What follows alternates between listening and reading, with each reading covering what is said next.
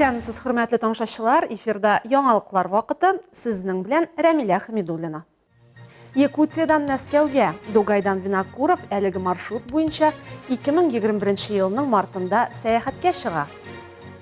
Татарстанның ат казанган нефтчесе Рәшат Фаткуллин үзенең 90 яшьлек юбилейын каршылый. Ял көннәрен ничек уздырырга? Бу хакта тулырак бүген сөйләрбез. Якутиядан Мәскәүгә Дугайдан Винокуров әлеге маршрут буенча 2021 елның мартында сәяхәткә чыга. Ул якут атларында Россия башкаласына юл тота. Проект сәяси дә, дини дә түгел. Ул Якутск АССР төзелүенең 100 еллыгына багышлана. Аны 2022 елда билгеләп үтәчәкләр. Бөгелмәдә сәяхәтчене ничек каршы алулары турында Бөгелмәдәге махсус хәбәрчебез Айгөл Шәрәфиева репортажында. Якутия, Бурятия, Тыва, Красноярск крайы, Хакасия, Кемерово өлкәсе, Алтай крайы, Казахстан, Чиләбе өлкәсе, Башкортстан, Татарстан. Дугайдан Винокуров әлеге маршрутны 15 ай эчендә узган. План буенча Дугайдан ил башкаласы Мәскәүгә 21 июньдә якутларның яңа ел көнендә барып җитәргә тиеш булган. Тик юл инде. Ул бары Татарстанга килеп җитә ала. Якут җайдагын Татарстан белән Башкортстан чигендә үк каршы алганнар. Я выехал 5 марта прошлого года. Цель именно нашей поездки – это показать якутскую породу лошади.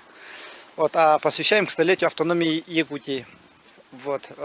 Прошли уже больше 9,5 тысяч километров. Везде очень хорошо встречают, везде хороших людей много. Татарский район у меня 12-й по счету регион России в моем пути. Тоже очень хорошо встретили, прямо на границе. Тюбетейку подарили, чак-чаком угостили и кумысом. Сәяхәт барышында Дугайдан нәкъ менә якут атларының иң чыдан булуын расларга тели. Юлда аларга салкын һава торышы да эсселектә кымучы аламый. Әмма кыш көне сәяхәт кыенга туры килгән. Атлар өчен ризыкны үзләре белән йөрткәннәр. Юл башында алар 2 сәяхәтче була. Нас было двое, всадников 4 лошади. К сожалению, второй всадник у него по несчастным случаям выбыли лошади из маршрута. 4 лошади съедали один тюк, 250 килограмм за 4 дня. 30 яшьлек Дугайдан Винокуров көнгә 50 чакрым юл үтә. Рус география җәмгыяте бу сәяхәтне үз канаты астына алган. Мен аның белән Дугайдан белән таныш инде ул әле Якутияда үткәндә. Якутияда үткәндә без элемтәгә кирдек тә через географическое российское географическое общество и шулай итеп анда кайда туктый мен инде аны көндә булмаса атнага бер шулай итеп мен аны шалтыратып хәбәрләшеп тордык без аның белән. Но инде чын күңелдән бу батырлык булгач, бу шундый батыр егет булгач, мен инде үзебезнең татар атлары белән якут атлары белән теге бергә очрашу менә ике халык очрашу дип үзебезнең Башкортстаннан аша чыккан Стелла границада каршы алдык. Ялда сәяхәтченең юлы Чуваш республикасы аша Мәскәүгә ята. Соңгы 1200 километр калган. Айгөл Шәрәфиева, Зират Сәйдкулов, Луч Әлмәт телекомпаниясе. Яңалыклар вакыты. Азнакай муниципаль районы башлыгы Марсель Шайдуллин шәһәрнең Тукай урамында урнашкан Тарсус паркына эшлекле сәфәр ясады. Онда паркның төзеклеге күптән түгел ачылган мини-кафеда эш барышы турында фикер алышынды, кайбер күрсәтмәләр бирелде. Яңасын төзибез, искесен төзекләндерәбез. Тарсус исемен алган туклану урыны шул девиз астында ачыла. Шәһәрнең Җиңү паркында эшләп килүче Паприка кафесының бер филиалы булып санала ул.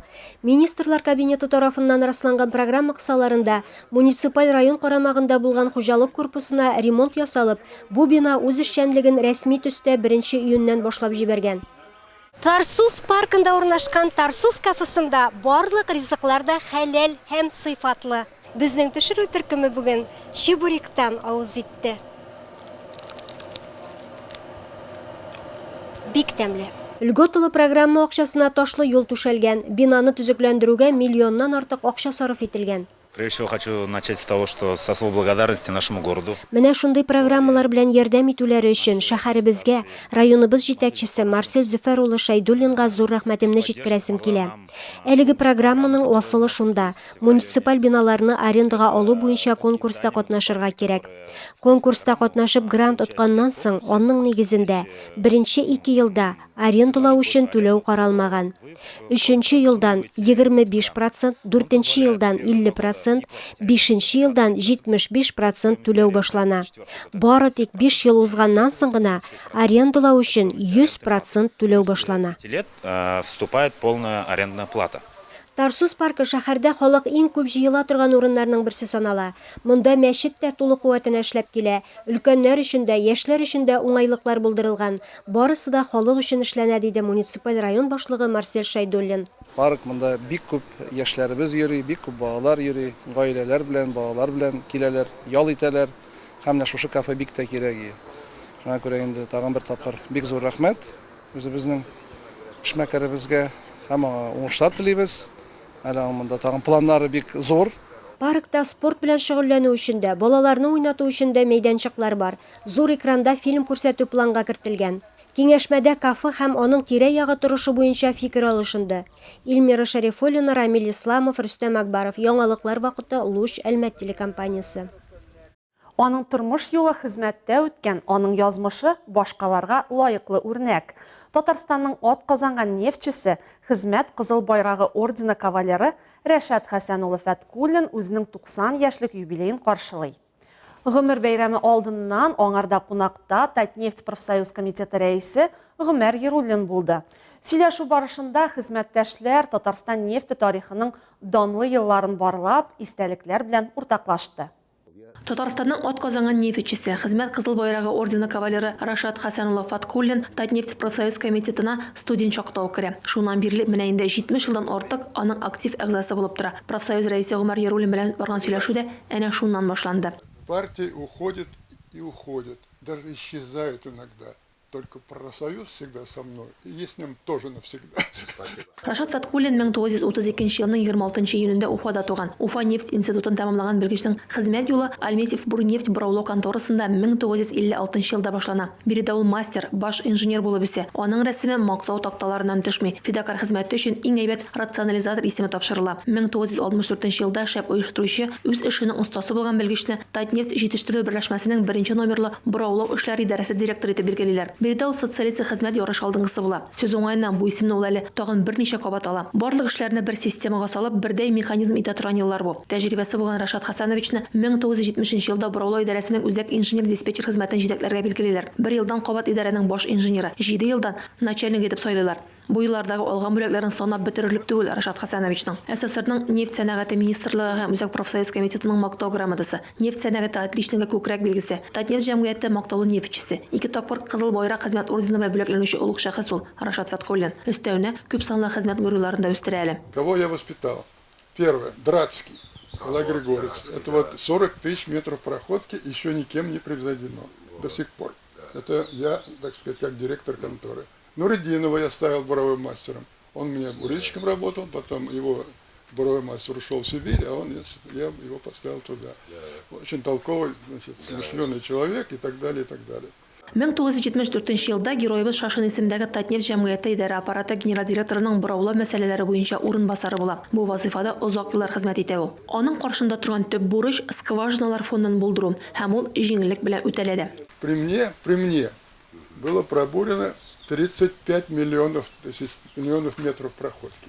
И пробурено 21 тысяча скважин только в Татарии. Рашат Фаткуллин каршына Сибир, Белоруссия, Индия, Гыйрак, Кубада кара алтын табу максаты куела. Моңа ирешкән героебыз Татарстан нефтчеләренең данының Иракларга таралуына сәбәпче була. Рашат Фаткуллин 1997 елда Татнефть җәмгыяте Татнефть институтының скважиналар төзү техника һәм технологиялар бүлеге мөдире итеп билгеләр. Биредә аның җаваплылыгы тагын да арта. 2003 елдан ул институтның әйдә баручы фәнни хезмәткәре. Сүз уңаеннан Рашат Хәсәнович 12 ел Әлмәт нефть институтында да белем бирә. Биредә ул инглиз телендә диплом яклауны җайга сала. Имтиханнарын тапшырган белгечләрне шундук дәрәҗәле предприятиеләргә ала торган булганнар. Юбиляр әле дә булса гомерлек эшенә, яшәгән каласына тугрылык саклый. Ул Әлмәтнең заманча үсештә булган шәһәр булуына соклана. Яхшы кәеф булганда каләм тибрәтә. Иҗат әлбәттә инде кара алтын чыгаручы данлы шәхесләргә багышланган. Под грохот разрушаемые породы, насосов стук и виз разрядников прошли мои отчаянные годы и привели меня вот к этому вот празднику.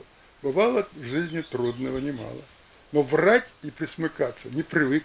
Я не хочу другой судьбы и славы. Я с гордостью могу сказать, я буровик. Атна тиз үтеп китте, алда яллар гадәттәгечә әлмәтләргә аны онытылмаслык һәм уңайлы итеп үткәрү өчен киң программа тәкъдим ителә. Тулырак Алия Байрамалова сюжетында. Алтын алмалар турында әкият арт программасы бушлай экскурсияларга чакыра. Шимбә 25 июнь көнне 11 сәгатьтә сезне Магнит гипермаркеты каршындагы күпердә гид Дина көтәчәк. Бу юлы шәһәр халкы һәм кунаклары Александр Демкинның Нефтчеләр урамы 18-нче йорт адресы буенча урнашкан контактсыз муралын тикшерә алачак. Шулай ук күргәннәр турында үз хисләрегезне һәм хис тойгыларыгызны рәсем аша сөйләргә мөмкин булачак. Моның өчен оештыручылар үзегез белән иҗат материалларын алуыгызны сорый. Рәсем ясау күнекмәләре мәҗбүри түгел.